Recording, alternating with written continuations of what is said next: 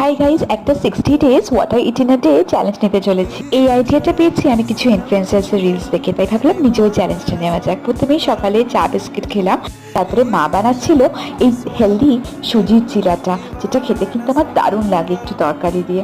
জানো, অনেকেই কিন্তু দুধ কর্নফ্লেক্স খেতে ভালোবাসে, বাট আমি না সকাল সকাল খেতে পারি না।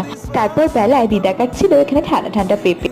ফলের মধ্যে খেয়ে নিয়েছিলাম আঙুর, পেয়ারা আর পেঁপে। সারাদিনে ফলটা কিন্তু একেবারে মাস্ট। দিনে একবার যদি একটু ফল না খাই তাহলে যেন কেমন লাগে। এরপর গরমে আজ এক ধরনের স্পেশাল আর সিম্পল লাঞ্চ ছিল। এখানে মা লঙ্কার তেল দিয়ে আলু ভাতে মাখছিল, আর বাবা বাজার থেকে এত চপ কিনে এনেছিল।